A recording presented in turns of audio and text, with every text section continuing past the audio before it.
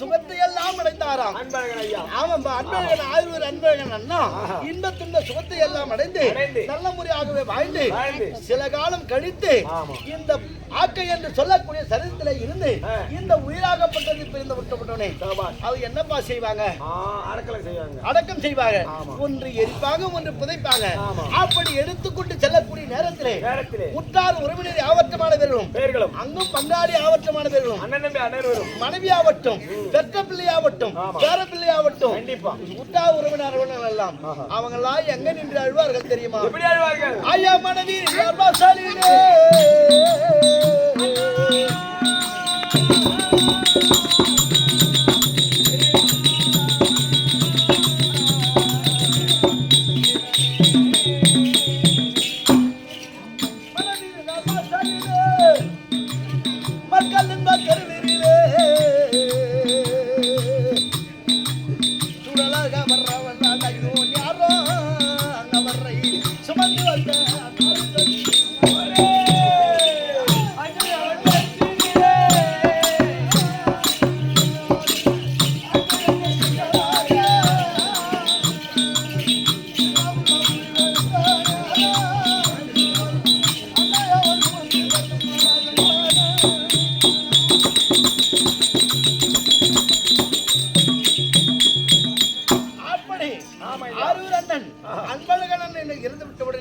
அவர் அடக்கம் செய்யக்கூடிய நேரத்திலே மனைவியாவுக்கு உற்றார் உறவினர் ஆவட்டமானவர்களும் அவர் எடுத்துக்கொண்ட நேரத்திலே எப்பொழுது அண்ணனை பார்க்க போகின்றோம், எப்பொழுது பார்க்க போகின்றோமோ, எப்பொழுது கணவனை பார்க்க போகின்றோமோ அப்படி என்று அழுதைக்கன் சிந்தனையாக இருந்தான்.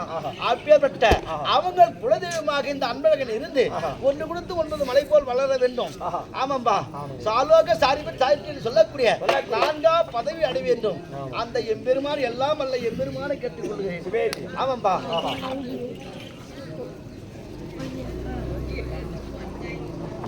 இந்நாட்டுக்கு பொன்னாடாக விழக்கூடிய இதோ காலம் சென்ற தனக்கோட்டி அப்பேற்பட்ட காலம் சென்ற ஆரூர் அண்ணன் இதோ தனக்கோட்டி அவர் பிள்ளையாக விளங்கக்கூடிய ராமர் இருவரும் ஒன்றாகவே சேர்ந்து இது அன்பழகன் என்று சொல்லக்கூடிய ஆறுவனாகப்பட்டவர் சாலோக சாரிம சாட்சி என்று சொல்லக்கூடிய 4ஆம் பதவி அடைய வேண்டும் என்று இது அகடவிடமாக மௌனாக நடிக்கக்கூடிய இது கெட்டியக்காரனுக்காக 50 ரூபாயும் இது நமக்காக 100 ரூபாய் அளித்திருக்கின்றார். அவர் குலதெய்வமாக அந்த எல்லாம் அல்ல இறைவன் இருந்து 1 கொடுத்து 9 மலை போல் வரும் என்று அப்படியே பிரார்த்திக்கிறேன். சுப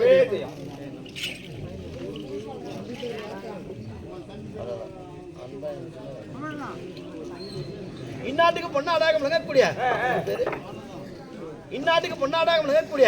இதோ அன்பழகனுக்கு அக்காக விளங்கக்கூடிய இதோ அன்பழகனாக தம்பியாக விளங்கக்கூடிய சாலோக சாரிம சாட்சி சொல்லக்கூடிய 4ஆம் பதவி அடைய வேண்டும் என்று அடியனுக்காக 100 ரூபாய் சமாளித்திருக்கின்றார். அவர் குலதெய்வமாக எல்லாமல்ல இறைவன் இருந்து 1 கொடுத்து 9 மலை போல வர வேண்டும் அப்பனை பிரார்த்திக்கிறேன். சுபஜம் இத காலம் சென்ற அன்பழகன் என்று சொல்லக்கூடிய அவர் அண்ணனாக விளங்கக்கூடிய குமார் என்று சொல்லக்கூடிய ஆரூர் அண்ணா இதோ தம்பி சொர்க்கமடை வேண்டும் என்று இதோ 100 ரூபாய் சமாளித்திருக்கிறார். அவர் குலதெய்வ எல்லாம் அல்ல இறைவன் இருந்து 1 கொடுத்து 9 மலை போல வர அப்புறம் பிரார்த்திக்கிறேன். சுபஜம்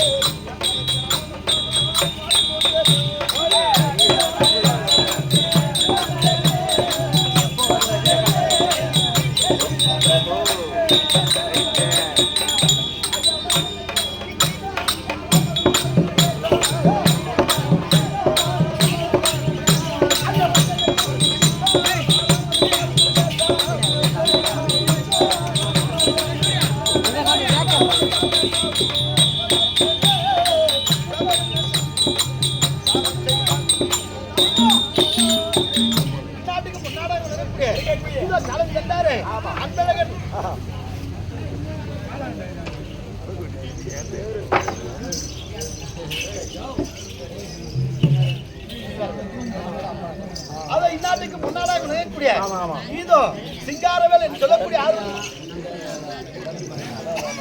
இதோ சிங்காரவேல் என்று சொல்லக்கூடிய ஆயுள் அண்ணா இதோ தம்பி அன்பழகனாகப்பட்டவர் இதோ இறைவன் பதவி அடைய வேண்டும் என்று அடியாருக்காக நூல்வாசம் அளிக்கின்றார். அவர் குலதெய்வமாக எல்லாம் வல்ல இறைவன் இருந்து ஒன்று கொடுத்து ஒன்பது மலை போல வந்தவன் காலத்தாமதம் வேண்டாம். இதோ தேவலோகம் வந்து விட்டோம். யார் இருக்கின்றாங்க பாருங்க.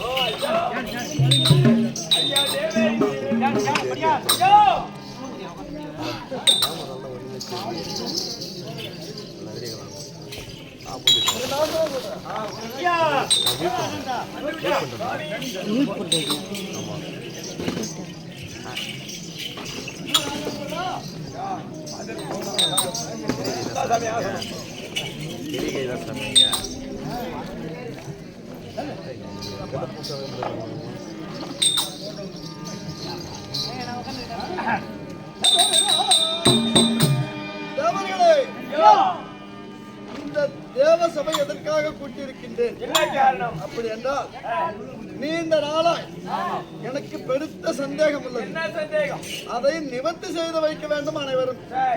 அது என்னவென்றால் அதாவது தேவலோகத்தில் அனைவரும் தேவாமிர்தம் புசித்து பொய் சொல்லாத இருக்கிறது பெரிய விஷயம் இல்லை. பூலோகத்தில் பசி பட்டினி அப்படி என்று கஷ்டத்தில் வாடுகின்ற பூலோக மக்களில் யாராகிலும் பொய் சொல்லாதவர்கள் யாராகிலும் இருக்கிறார்களா இல்லையா? அதுதான் இந்த 14 உலகத்திலே பொய் சொல்லாதவன் யாரும் இருக்க முடியாது. இருக்கவும் முடியாது, இருக்கவும் மாட்டாய். இந்த 14 உலகத்திலே பொய் சொல்லாதவன் இருக்க மாட்டாய், இருக்கவும் முடியாது. இதுதான் இந்த ராஜரிஷி விஸ்வாமித்திரனுடைய கட்டளை. உலகத்திலே பொய் சொல்லாத மன்னன் ஒருவர் இருக்கின்றார். ஆமா. யார் அது? அது யார் தெரியுமா? அயோத்தியை ஆண்டு வரக்கூடிய திருச்செங்கு மகனாக வாய்க்கும்படியான ஹரிச்சந்திர மகாராஜி என்னுடைய மாணாக்கன். என்னிடத்திலே வில்வித்தை பயின்றவன், கல்விகளை எல்லாம் பயின்றவன். அவனுடைய குணம் எனக்கு தெரியும். பொய் சொல்லாத மன்னன் அவன் தான். உனக்கு மானம் என்பது இல்லையா? உனக்கு ஈனம் என்பது இல்லையா? இந்த 14 உலகத்திலே பொய் சொல்லாதவர்கள் யாரையும் இருக்க முடியாது, இருக்கவும் மாட்டான் என்று தெரிவித்த முடிந்தே இந்த சூரியகுல பரம்பரை 29 தலைமுறையில் பிறந்த திருச்செங்க மன்னன் ஹரிச்சந்திரனுக்கு நான் எடுத்து வைக்கின்றாயே.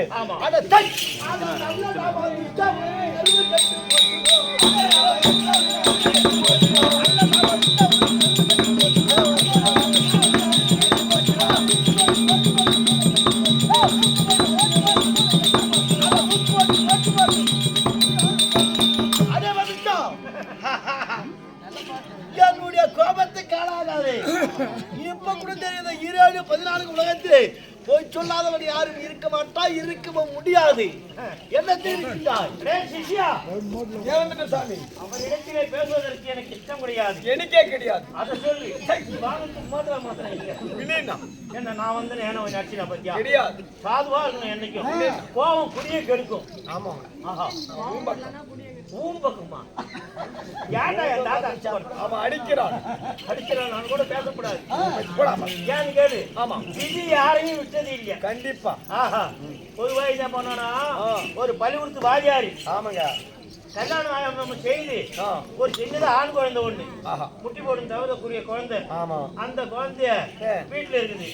இவன் என்ன பண்றான், பள்ளிக்கூடத்துக்கு போகும்போது வாதியாரி ஷேவிங் மிஷின் இதே இல்ல, அந்த பிள்ளையில போட்டு ஷேவிங் பண்ணிட்டு அந்த பிள்ளையோட அங்க வச்சுட்டு அவசர அவசரமா கிளம்பிட்ட உடனே 5 கிலோமீட்டருக்கு அண்ணாடத்துக்கு பள்ளிக்கூடம். அங்க போனாரு. ஐயோ, தகுந்த வர குழந்தையாச்சு, நம்ம பிள்ளையில கீழே போட்டு வந்துட்டுமா, இது எப்படி கையை அறுத்துக்கு போதோ இன்னுமோ அப்படின்னு போது ஒரு பள்ளிக்கூடம் விடுற வரைக்கும் அதே நினைப்பா வைக்கிறாரு. பள்ளிக்கூடம் விட்டுது. அங்கிருந்து வந்தாரு சைக்கிள் எடுத்துன்னு. வேகமா வந்து பார்த்தா குழந்தை விளையாடி இருக்கிறான்.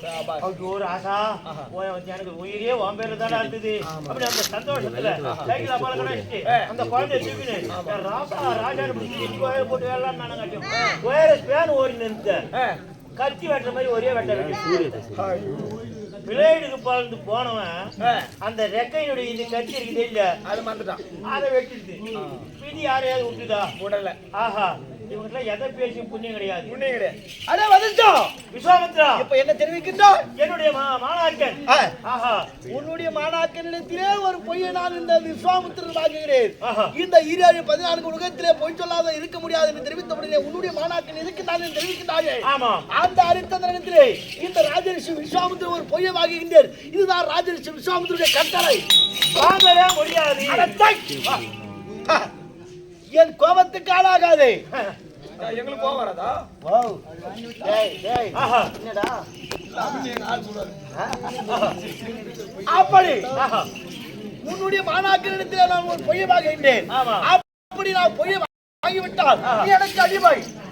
அடிமை என்பதை விட என்னுடைய மாணாக்கரிடத்திலே பொய்யை வாங்கிவிட்டால் நீ எனக்கு கல்லு கூட சோமக்கணும். எப்படி? ஆஹா, அணிஞ்சிருக்கிற பூணூல் அத பலகையராக எடுத்து ஆஹா தூக்குமாடிக்கிறா காவடி கம்பி மாதிரி கட்டத்து தோல்ல வச்சுக்கோங்க. கல்லு கொடுத்து சுமந்து வருவாங்க. அசுரனுக்கு எல்லாம் கல்லு கொண்டு போய் கொடுக்கணும் நீ. அப்படி உன்னுடைய மாணாக்கரிடத்தில் நான் ஒரு பொய்யை வாங்கி விட்டால் நீ எனக்கு அடிமை. எப்படி என்றால் இந்த உபநயம் என்று சொல்லக்கூடிய இந்த பூணூலை காதில் அணிந்து கொண்டு கல் கூட சுமந்து கொண்டு இதை தென் திசை புறப்பட வேண்டும்.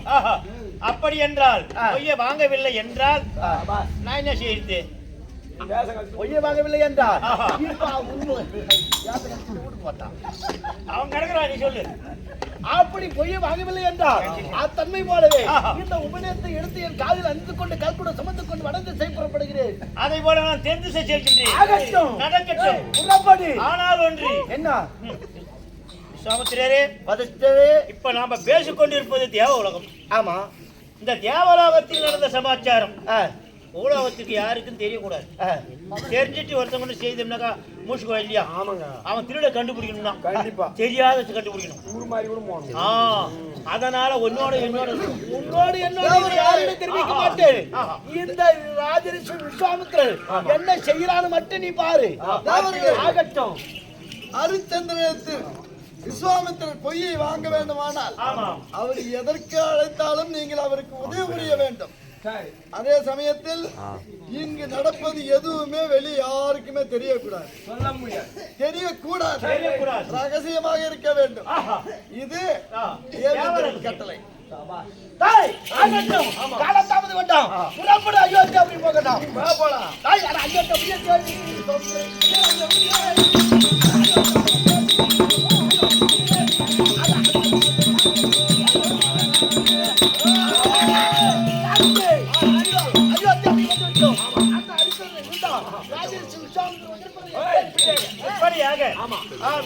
விஸ்வாமித்திரர் அயோத்தியை தேடி செல்லவும் திருச்செங்கு மைந்தனாக வைக்கக்கூடிய ஹரிச்சந்திரன் தர்பார்.